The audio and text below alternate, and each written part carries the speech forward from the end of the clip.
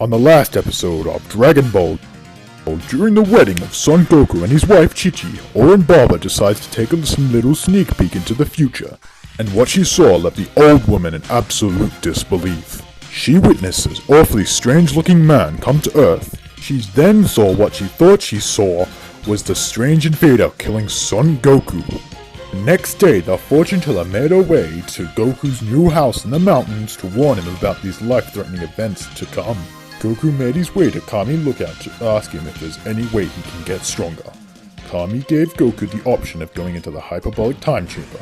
Goku then said he wanted a rival, Piccolo Jr., to go inside with him.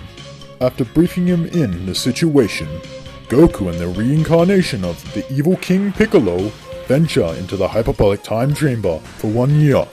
Meanwhile, fortune teller Baba decides to look 2-3 years into the future.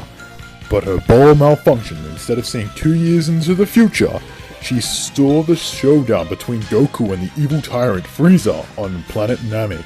But that wasn't all she saw. Oh no, her ball took a huge leap from age 762 to age 774, a whopping 12 years on top of that.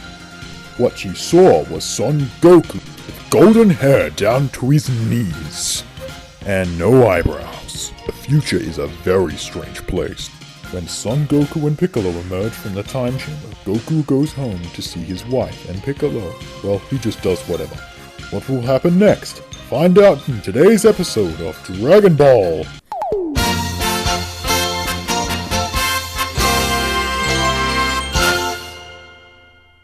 Around a week has passed since Goku and Piccolo left the time chamber after training there for 1 year.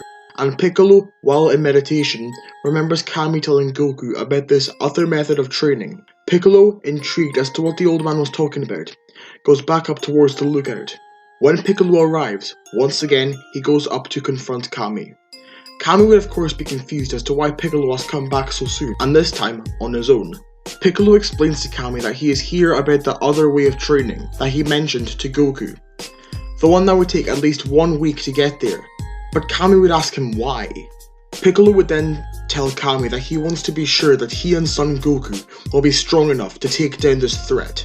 He doesn't want to underestimate his opponent, as he did previously when he fought Goku back at the tournament, which did not end in his favour. Kami, now knowing that Piccolo isn't training and getting stronger to kill Son Goku, but instead is training to help take down this upcoming threat.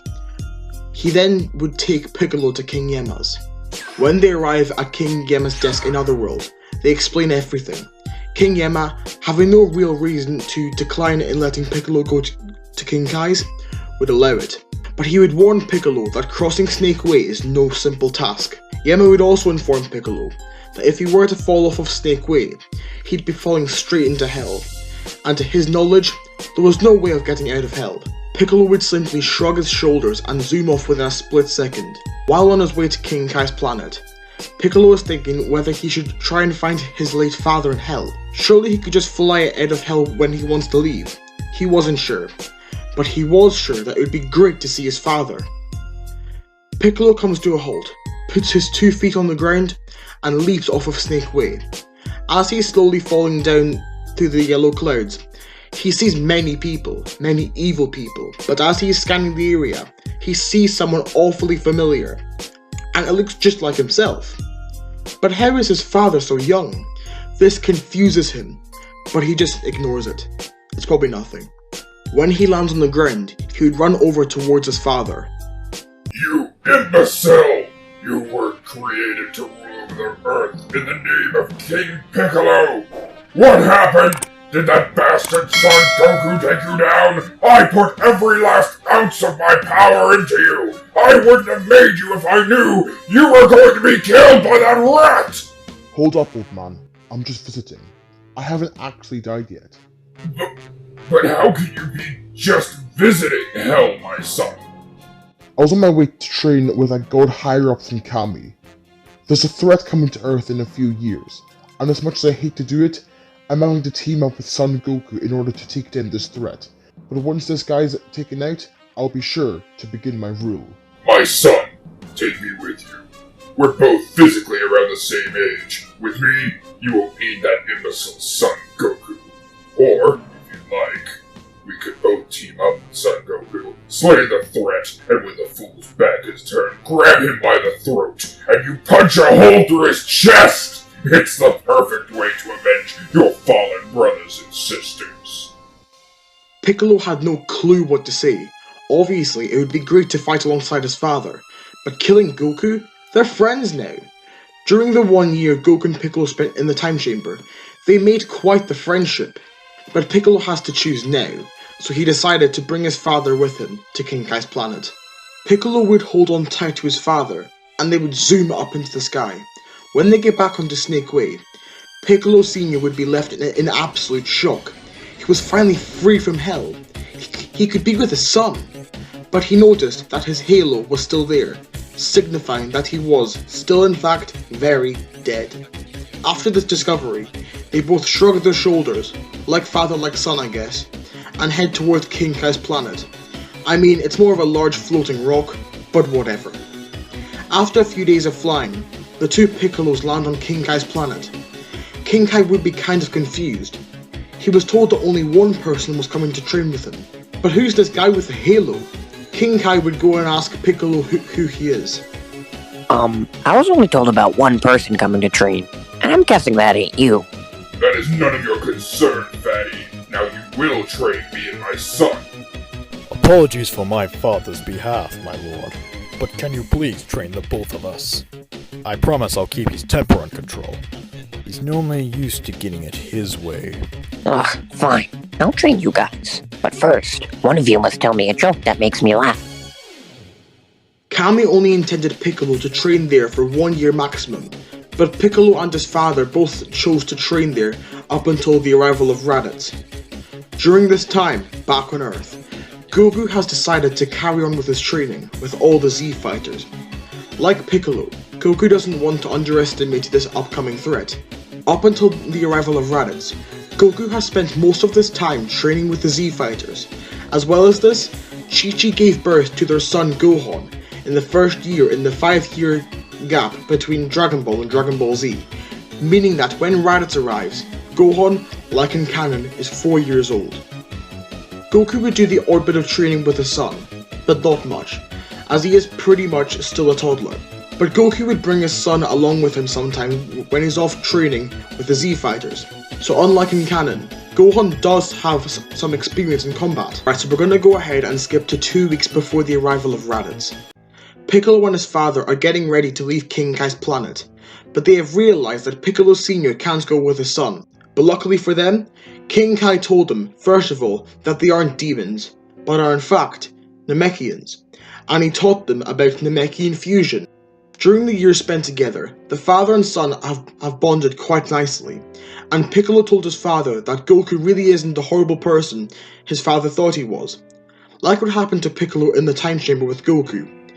Piccolo Sr. also turned slightly good.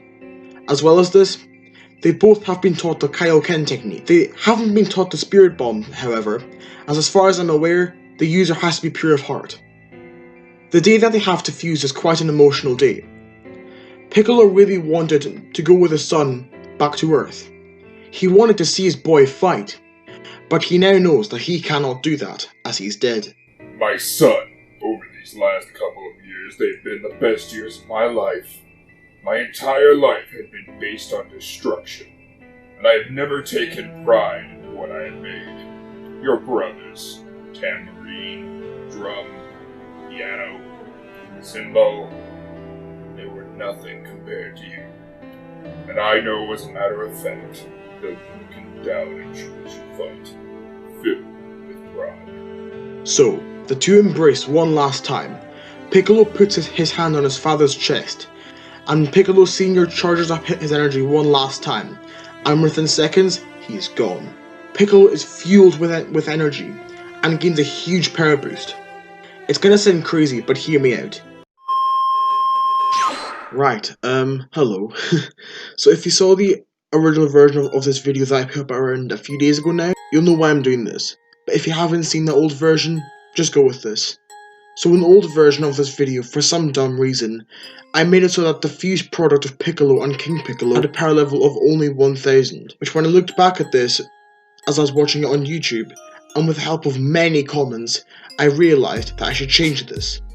So Piccolo's power after fusing with Piccolo Sr. would be 6 million. This may sound very extreme, but if you think about it, all the training that Piccolo has been doing, first of all, the 1 year in the time chamber with Goku, then his 5 years training with his dad under the extreme gravity pressure on King Kai's planet, and then finally, when he fuses with Piccolo.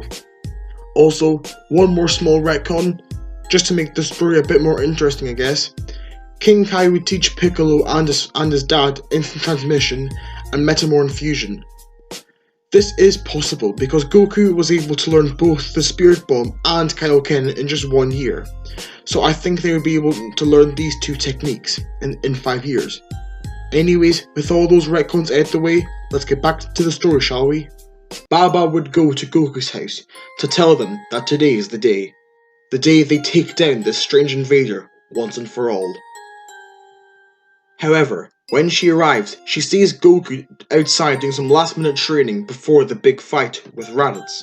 Ah, Baba. I was wondering when you'd come by. So, when's he meant to be here? In around an hour from now. We best be leaving. That soon, huh? Man, it's weird to think that the last 5 years have been dedicated to this one fight. It's got me all fired up! Yes. Right, we must be going, Goku. Let's get going. Sure thing, Baba. But first, we gotta head to Roshi's to meet up with everyone. Also, where's Piccolo? And the second that these words left Goku's mouth, Piccolo arrived right in front of Goku. Piccolo! What training did you do? Your power is... it's ginormous! That's irrelevant. Let's get going. I want to Will slay you this two stop blabbering already? We have to leave now. We're very behind schedule. And with that, Goku and Piccolo follow Baba to the place where Raditz is scheduled to arrive. But I think we'll leave that for part 3. I hope you enjoyed today's video. If you did, please like and subscribe for more. I was going to carry on into the arrival of Raditz, but I thought I would leave that for part 3. Trust me, it will be worth your watch. Oh, and just so you guys know, I'm going to try my best to get one video out per week, as I'm going to try and make my videos this length and quality from now on, and hopefully also have voice actors from now on. This is so that I have time to focus on my schoolwork, as I want to do as well as possible in school. I hope you guys can understand and respect that. Oh, and one thing I keep forgetting to mention, did you guys know that only 20% of you guys are actually subscribed? That means that we could already be near 4K, if not over that. So please, go ahead and subscribe right now. It keeps me motivated to make more videos. I'm going to try to make my videos feel kind of like a movie, I guess.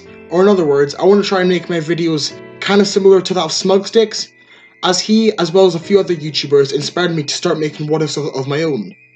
Also, thank you all so much for 700, and we're almost at 800.